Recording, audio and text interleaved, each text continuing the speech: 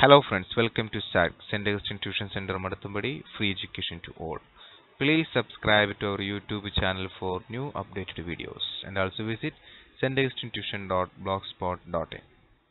നമ്മൾ പഠിക്കാൻ പോകുന്നത് The Mole Concept, Section 1. Please visit next part to understand the concept more. നിങ്ങൾ next പാർട്ടുകൾ കാണണം, എന്നാലും നിങ്ങൾക്ക് ഇതിൻ്റെ പ്രോബ്ലംസ് ഒക്കെ ചെയ്യാനായിട്ട് സാധിക്കുകയുള്ളൂ. ഓക്കെ, നമുക്ക് ഇന്നത്തെ വീഡിയോയിൽ നമ്മൾ പഠിക്കാൻ പോകുന്നത് ഇൻട്രൊഡക്ഷൻ ടു മോൾ. മോള് എന്ന് പറയുന്ന ഒരു കൺസെപ്റ്റിലേക്കുള്ള ഒരു ഇൻട്രൊഡക്ഷൻ മാത്രമാണ്. Okay, so the mole concept allows chemist to count atoms. കെമിസ്ട്രിയിൽ ആറ്റങ്ങളെ എണ്ണുവാനാണ് നമ്മൾ ഈ കൺസെപ്റ്റ് ഉപയോഗിക്കുന്നത്. നമ്മുടെ മനസ്സിൽ വരുന്ന ഒരു ചോദ്യമുണ്ട്, വാട്ട് ഈസ് മോൾ? സാർ, എന്താണ് മോൾ? പല കുട്ടികൾക്കും ഇത് ഭയങ്കര ബുദ്ധിമുട്ടായിട്ട് മനസ്സിലാവുന്നില്ല എന്നൊക്കെ പരാതി പറയാറുണ്ട്. വളരെ സിമ്പിളാണ്. നിങ്ങൾ ഈ വീഡിയോ കണ്ടു കഴിയുമ്പോൾ തീർച്ചയായിട്ടും മോൾ എന്താണെന്ന് നിങ്ങൾക്ക് മനസ്സിലാക്കി തരും. ഓക്കെ, നോക്കൂ, വാട്ട് ഈസ് മോൾ? എന്താണ് മോൾ? അതിന് മുന്നേ നിങ്ങൾക്ക് ഞാൻ കുറച്ച് മുട്ട തരാൻ പോവാണ്. എഗ് ഇഷ്ടമാണോ? നിങ്ങൾക്കൊരു ആക്ടിവിറ്റി ഉണ്ട്. എഗ് എത്ര ഉണ്ടെന്ന് എണ്ണം. എത്ര ഉണ്ട്? 1 2 3 4 5 6 7 8 9 10 11 12. Yes, 12 eggs. എത്ര എണ്ണമുണ്ട്? 12 എണ്ണമുണ്ട്. 12 എഗ്സ്. മനസ്സിലായോ? 12 എഗ്ഗ് താ ചേട്ടാ എന്ന് പറയണ്ട. നമുക്ക് വേണമെങ്കിൽ ആ കടയിൽ ചെന്നിട്ട് എന്ത് പറയാം? ചേട്ടാ 1 ഡസൻ എഗ്ഗ് എന്ന് പറയാം. ഇങ്ങനെ പറയാം, 1 ഡസൻ എഗ്ഗ്. ഡസൻ. അപ്പോൾ ആ ചേട്ടൻ എത്ര തരും? 12 തരും. ഇപ്പൊ 12നെ നമ്മൾ എന്തുമായിട്ട് കണക്ട് ചെയ്തു? ഡസനുമായിട്ട് കണക്ട് ചെയ്തു. 12 എഗ് എന്ന് പറഞ്ഞാൽ എത്രയാണ്? 1 ഡസനാണ്. ക്ലിയർ? ഇനി നിങ്ങൾക്ക് കേക്ക് തരാൻ പോവാണ്. നിങ്ങൾ എണ്ണി നോക്കുക, എത്ര ഉണ്ട്? ഇവിടെ 4 എണ്ണം, രണ്ടാമത്തെ വരിയിൽ 4 എണ്ണം, മൂന്നാമത്തെ വരിയിൽ എന്താണ്? 4 എണ്ണം. അങ്ങനെ എത്ര കേക്ക് ഉണ്ട്? Yes, 12 cake. എത്ര കേക്ക് ഉണ്ട്? 12 എണ്ണം അല്ലേ? ഇപ്പൊ നേരത്തെ പറഞ്ഞതുപോലെ നമുക്കിത് എങ്ങനെ പറയാം? 1 ഡസൻ കേക്ക്. എത്ര കേക്ക് ഉണ്ട്? 1 ഡസൻ കേക്ക്. ക്ലിയർ? സ്വർണ്ണവള അല്ലെ, ബാംഗിൾസ്. അപ്പോൾ ഞാൻ നിങ്ങൾക്ക് സ്വർണ്ണവള തന്നിരിക്കുകയാണ്. നിങ്ങൾ എണ്ണി നോക്കുക, എത്രയാണ്? 1 2 3 4 5 6 7 8 9 10 11 12. 12 വള. ഇത് എത്രയാണ്? എന്തോരുണ്ട്? 12 ബാംഗിൾസ്. എത്ര ബാംഗിൾസ് ഉണ്ട്? 12 ബാംഗിൾസ്. 12 ആണ്. So it is equal to 1 dozen bangles. 1 dozen bangles. അപ്പോൾ 1 ഡസനെ എന്ന് പറഞ്ഞാൽ എത്ര എണ്ണമാണ്? 12. 12 എണ്ണം എന്താണ്? ബാംഗിൾസ് ആവാം, കേക്ക് ആവാം, അല്ലെങ്കിൽ എന്താണ്? എഗ് ആവാം. എന്തും ആയിക്കോട്ടെ, 12 എണ്ണം വന്നാൽ നമ്മൾ എന്താ പറയുക? 1 ഡസൻ. വെറുതെ 1 ഡസൻ എന്ന് പറഞ്ഞാൽ മതിയോ? അല്ല, അത് ബാംഗിൾ ആണെങ്കിൽ 1 ഡസൻ ബാംഗിൾ എന്ന് തന്നെ പറയണം. മനസ്സിലായോ? ക്ലിയർ? ഓക്കെ, സോ നമ്മൾ എന്താ പറഞ്ഞത്? 12 എഗ് അല്ലേ? 1 ഡസൻ എഗ്സ്. 12 കേക്ക് എന്താണ്? 1 ഡസൻ കേക്ക്. പിന്നെ എന്താണ്? 12 ബാംഗിൾസ്. 1 dozen bangles. ഇവിടെ നോട്ട് ചെയ്യേണ്ട പോയിന്റ്, 12 ആണെങ്കിൽ എന്താണ്? 1 ഡസൻ. ഓക്കെ, 12 എഗ് ആണെങ്കിലോ? 1 ഡസൻ എഗ്. 12 ആണെങ്കിൽ എന്താണ്? 1 ഡസൻ. 12 കേക്ക് ആണെങ്കിലോ? 1 ഡസൻ കേക്ക്. 12 ആണെങ്കിൽ എന്താണ്? 1 ഡസൻ. 12 ബാംഗിൾസ് ആണെങ്കിലോ? 1 ഡസൻ ബാംഗിൾസ്.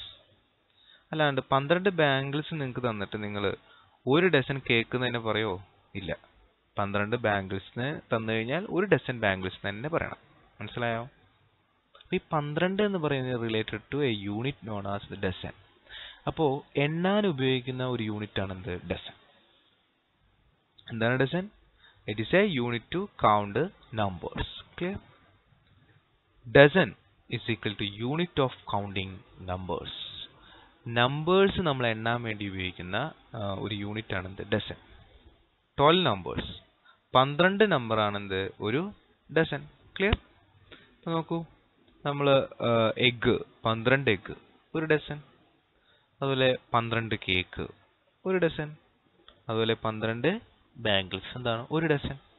12 എണ്ണം വന്നാൽ നമ്മൾ എന്ത് പറയും? 1 ഡസൻ എന്ന് പറയും. ഇപ്പൊ ഡസൻ എന്താണ്?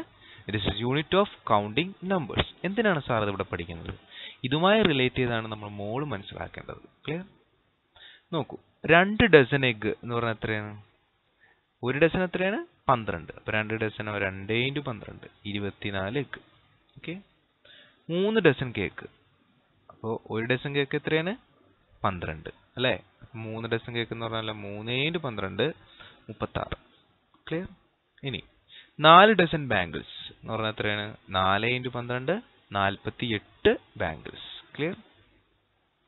നമ്മൾ എന്താ പഠിച്ചത്? ഒരു ഡസൻ എഗ്ഗ് എന്ന് പറഞ്ഞു കഴിഞ്ഞാൽ എന്തോരുണ്ടെന്ന് പഠിച്ചു? 12 എഗ്ഗ്. നോട്ട് ചെയ്യണ പോയിന്റ് ഡസൻ. ഒരു ഡസൻ എന്ന് പറഞ്ഞാൽ എത്രയാണ്? 12. ഇനി പറയാൻ പോകുന്നത് വളരെ ശ്രദ്ധിക്കണം. ഒരു മോൾ egg.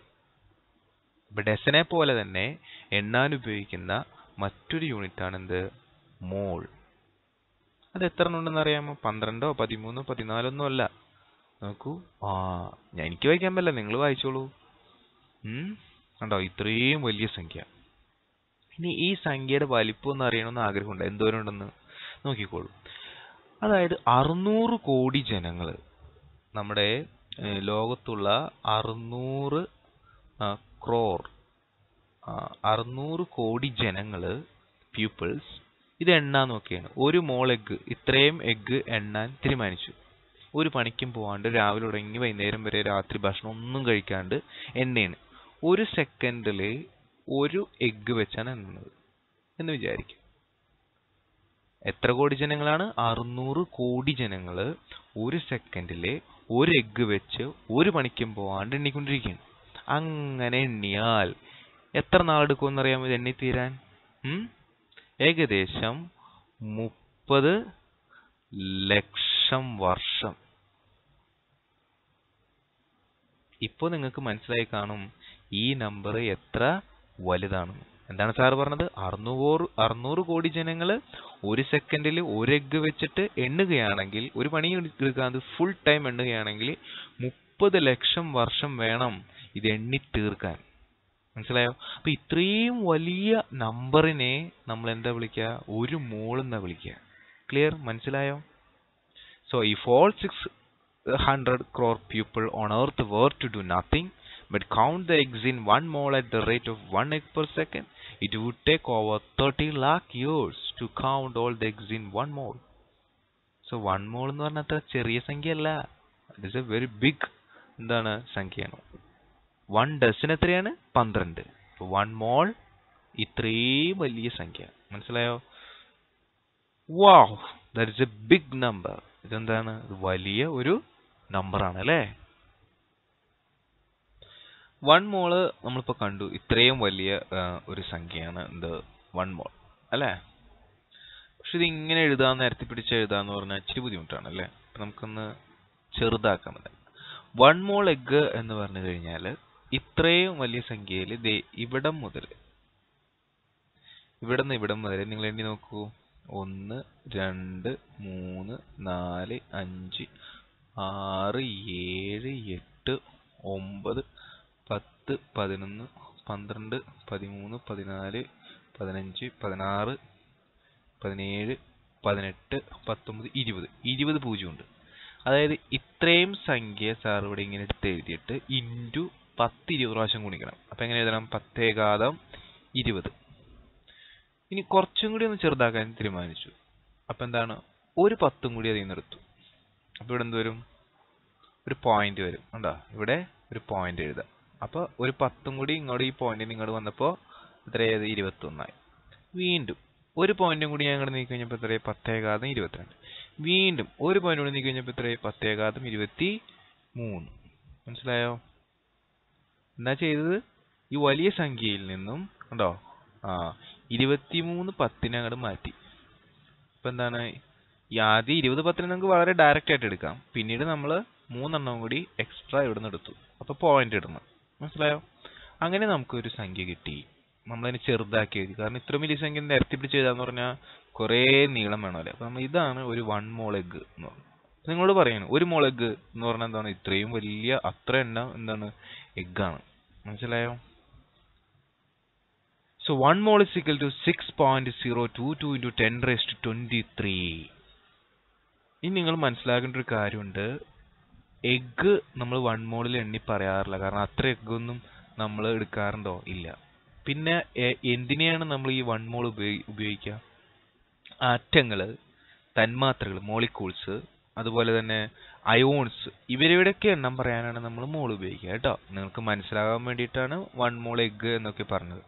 Actually the mole is used only for in counting atoms, molecules and ions in chemistry. Clear? So MOL ആണ് ഇവിടെ, പക്ഷെ നമ്മൾ എഴുതുമ്പോൾ MOL എന്ന് എഴുതുള്ളൂ. അത് നോട്ട് ചെയ്തല്ലോ അല്ലേ? 1 മോൾ കണ്ടോ, MOL. അപ്പോൾ നമ്മൾ പഠിച്ചു 1 മോൾ is equal to 6.022 into 10 raised to 23 അല്ലേ? It is known as Avogadro number. ഇതിനെ നമ്മൾ മറ്റൊരു പേരിട്ട് വിളിക്കുന്നുണ്ട്, Avogadro number. And it is denoted by n, capital N, and താഴെ എന്ത് എഴുതണം? ഒരു A, NA. It is denoted by NA. Okay, അപ്പോൾ ഈ നമ്പറിന് നമ്മൾ പേരിട്ടു. എന്താ ഈ നമ്പറിന്റെ മറ്റൊരു പേര്? Avogadro number.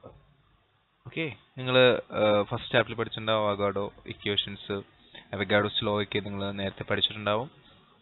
ഒരു ശാസ്ത്രജ്ഞനുള്ള ബഹുമാനാർത്ഥമാണ് എന്ത്? Avogadro number. അദ്ദേഹമല്ല ഇത് കണ്ടുപിടിച്ചതെങ്കിൽ പോലും അദ്ദേഹത്തിന്റെ തിയറിയുടെ അടിസ്ഥാനത്തിലാണ് നമ്മൾ ഈ കണത്തിലേക്ക് വന്നത്. Okay, so a mole is a counting unit. അപ്പൊ മോൾ എന്ന് പറഞ്ഞാൽ എന്താ? എണ്ണാൻ ഉപയോഗിക്കുന്ന ഒരു യൂണിറ്റ് ആണ്. ഇപ്പൊ നമ്മൾ 12 എണ്ണത്തിന് ഡസൻ എന്ന് പറഞ്ഞതുപോലെ എണ്ണാൻ ഉപയോഗിക്കുന്ന ഒരു യൂണിറ്റ് ആണ് എന്ത്? Mole. Mole is a counting unit. Like എങ്ങനെ? 12 eggs equals a dozen egg. അപ്പൊ നമ്മളിവിടെ 12 അതിന്റെ യൂണിറ്റ് എന്താ? Dozen. Okay, 144 pencil equals 1 gross of pencils. നമ്മൾ ഗ്രോസ് എന്ന് പറഞ്ഞു കഴിഞ്ഞാൽ 144 എണ്ണമാണ്. മനസ്സിലായോ? സിമിലർലി 60 സെക്കൻഡ്സ് നിങ്ങൾക്ക് അറിയാവുന്നവരാണ്. 60 സെക്കൻഡിനെ നമ്മൾ എന്താ പറയാ? 1 മിനിറ്റ്. മിനിറ്റ് എന്ന് പറഞ്ഞാൽ 1 മിനിറ്റ് എന്ന് പറഞ്ഞാൽ എത്ര സെക്കൻഡ് ആണ്? 60. Clear? 500 sheets of paper equals 1 ream. അപ്പൊ 1 റീം എന്ന് പറഞ്ഞാൽ അതിനകത്ത് എന്താ അർത്ഥമുണ്ട്? 500 ഷീറ്റ് പേപ്പർ ഉണ്ട്. മനസ്സിലായോ? അതുപോലെ 6.022 into 10⁻23 പാർട്ടിക്കിൾസ്, കണികകൾ ഈക്വൽസ് 1 മോൾ പാർട്ടിക്കിൾസ്. അതുപോലെ 500 ഷീറ്റ് ഈക്വൽസ് 1 റീം എന്ന് പറയുന്ന പോലെ ഇത്രയും നമ്പർ പാർട്ടിക്കിൾസിനെ നമ്മൾ വിളിക്കുന്ന യൂണിറ്റ് ആണ് എന്ത്? മോൾ. 1 മോൾ. ക്ലിയർ? മനസ്സിലായോ? Okay, it is very important. 6.022 into 10⁻23 particles equals 1 mole particles. Okay, അങ്ങനെയാണെങ്കിൽ 6.0 10⁻23 എഗ്സ് എന്ന് പറഞ്ഞാൽ എന്താണ്? 1 മോൾ എഗ്സ്. 6.0 10⁻23 ആറ്റംസ് ആ? 1 മോൾ ആറ്റംസ്. 6.0 10⁻23 മോളിക്യൂൾസ് ആ? 1 മോൾ മോളിക്യൂൾസ്. Very simple.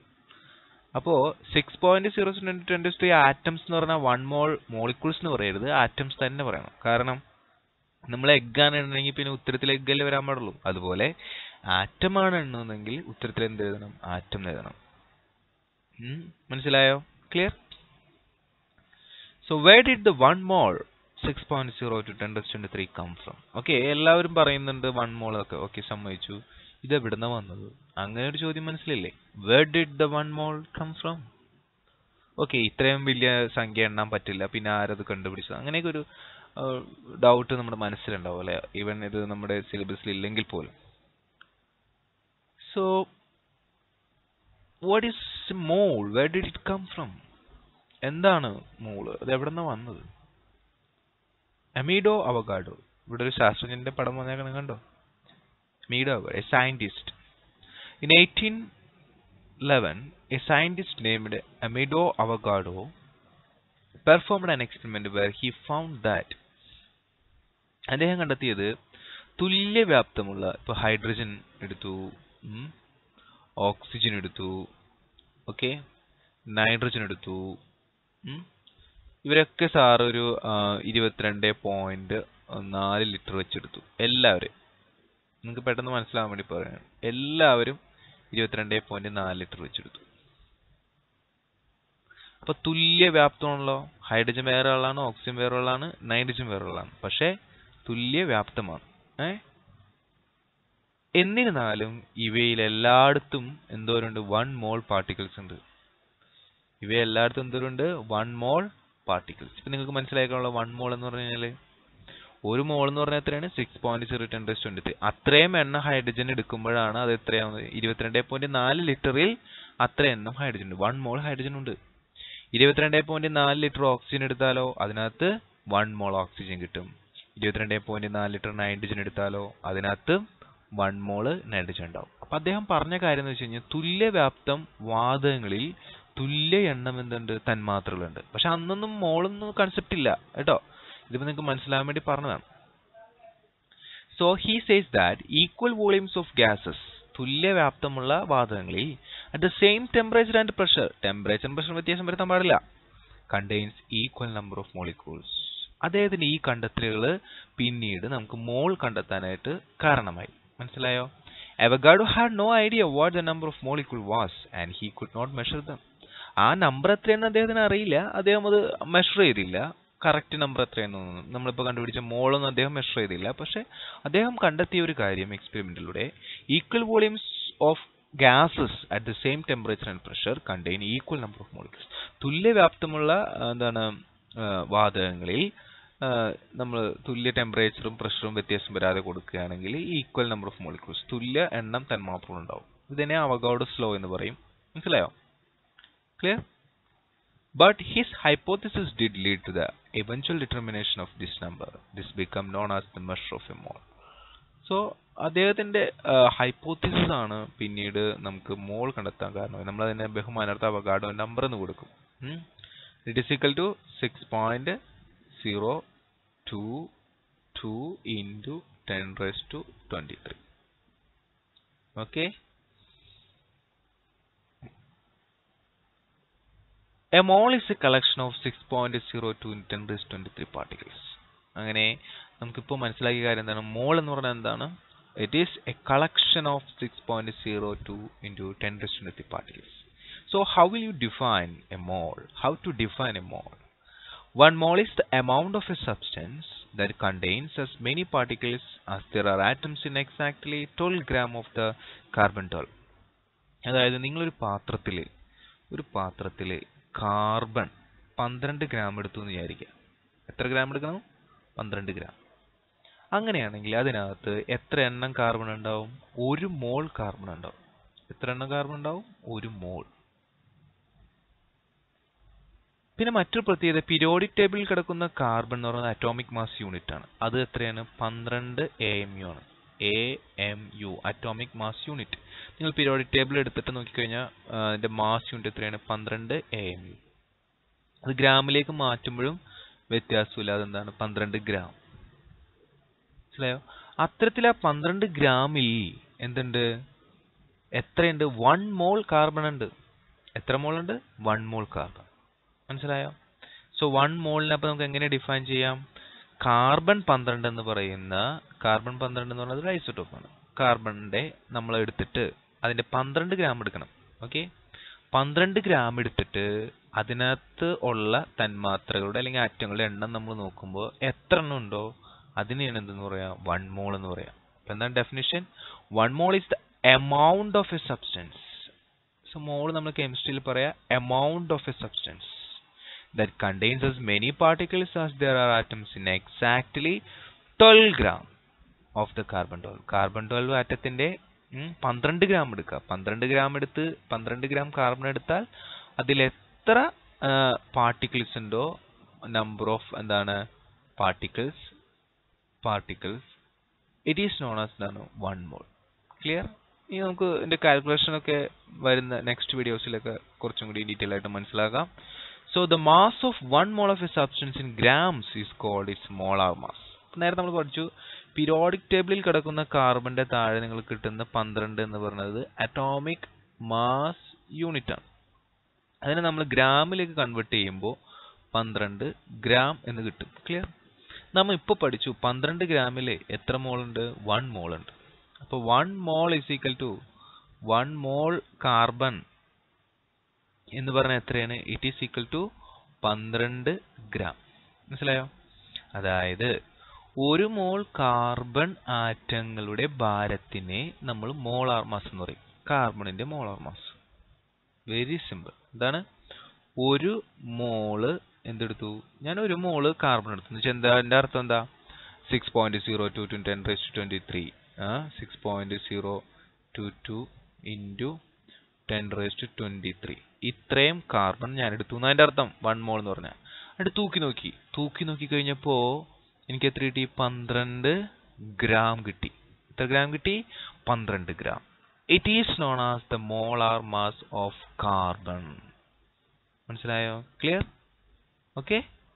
അങ്ങനെയാണെങ്കിൽ നമുക്ക് ഓരോന്നിന്റെയും നോക്കാം. ഹൈഡ്രജൻ എത്രയാണ്? 1 ഗ്രാം. എൻ്റെ അർത്ഥം എന്താ?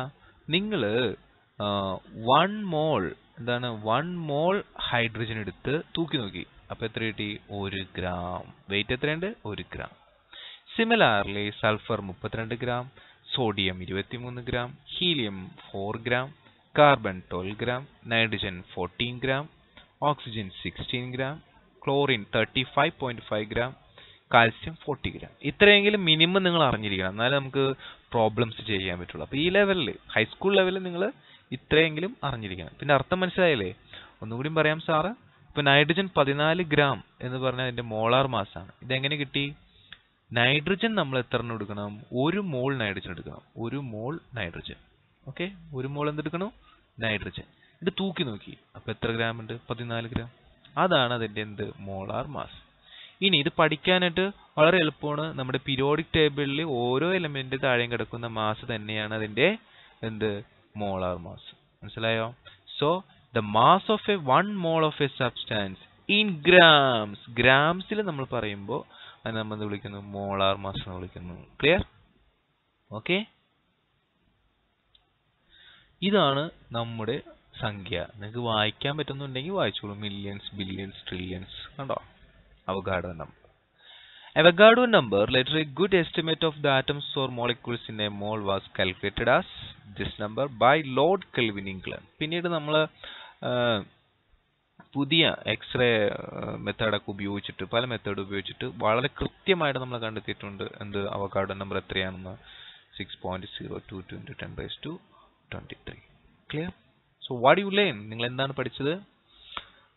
A mole of particles contains 6.0 × 10⁻23 particles. 1 mole carbon atoms എന്ന് പറഞ്ഞാൽ 6.02 × 10⁻23 carbon atoms. 1 mole H2 എന്ന് പറഞ്ഞാലോ 6.022 ഉണ്ട്. നമുക്ക് 2 എഴുതാം, കാരണം ചെറുതാക്കി എഴുതാം. 10⁻23 H2O molecules. ഉണ്ടോ? H2O എന്ന് പറയുമ്പോൾ അവിടെ ഒരാളല്ല ഉള്ളത്, ഒന്നിൽ കൂടുതൽ ആറ്റങ്ങൾ ഉണ്ടെങ്കിൽ നമ്മൾ എന്ത് പറയണം? മോളിക്യൂൾസ് എന്ന് പറയണം. ഓക്കെ. 1 mole NaCl എന്ന് പറഞ്ഞാൽ എന്താണ്? 6.0 × 10⁻23 NaCl മോളിക്യൂൾസ്. പക്ഷെ ഇവിടെ ഒരു പ്രശ്നമുണ്ട്, കാരണം NaCl എന്താണ്? ഇറ്റ് ഈസ് ഒരു അയോണിക് കോമ്പൗണ്ട് ആണ്. അപ്പോൾ അയോണിക് കോമ്പൗണ്ട് ആകുമ്പോൾ നമ്മൾ അതിന് എന്താണ്? സെപ്പറേറ്റ് പറയണം. സോഡിയം വേറെ, ക്ലോറിൻ വേറെ. 6.0 × 10⁻23 sodium ions and 6.0 × 10⁻23 chlorine ions. Okay. നമ്മൾ പഠിച്ചത് എ മോൾ ഓഫ് പാർട്ടിക്കിൾ എന്ന് പറഞ്ഞു കഴിഞ്ഞാൽ it contains 6.0 × 10⁻23 particles. Clear? The mass of 1 mole of a substance in gram is called its molar mass. Clear? Okay. അപ്പോൾ next video നിങ്ങൾ എന്തായാലും കാണണം. എങ്ങനെയാണ് മോളിന്റെ കാൽക്കുലേഷൻസ്, മോളാർ മാസ്, ഇതൊക്കെ നമ്മൾ പഠിക്കും. Okay. So please visit next part. ഈ video ഇഷ്ടമായെങ്കിൽ സബ്സ്ക്രൈബ് ചെയ്യുക. അതിന് ഇവിടെ ഈ ചുമന്ന ബട്ടണിൽ ക്ലിക്ക് ചെയ്യുക. നിങ്ങൾക്ക് ഇഷ്ടമായെങ്കിൽ ലൈക്ക് ചെയ്യുക. നിങ്ങളുടെ വിലയേറിയ നിർദ്ദേശങ്ങൾ ഇവിടെ കമന്റായി രേഖപ്പെടുത്തുക. ഞങ്ങളുടെ ബ്ലോഗും ഫേസ്ബുക്കും ഗൂഗിൾ പ്ലസും ഇവിടെ അഡ്രസ്സ് കൊടുത്തിട്ടുണ്ട്. അവിടെ ക്ലിക്ക് ചെയ്ത് ഞങ്ങളെ ഫോളോ ചെയ്യാവുന്നതാണ്. സബ്സ്ക്രൈബ് ചെയ്യാൻ നിങ്ങൾ മറക്കരുത്. അതിനായി ഇവിടെ ക്ലിക്ക് ചെയ്യുക. Thank you. Please subscribe to our YouTube channel for new updated videos. Thank you once again.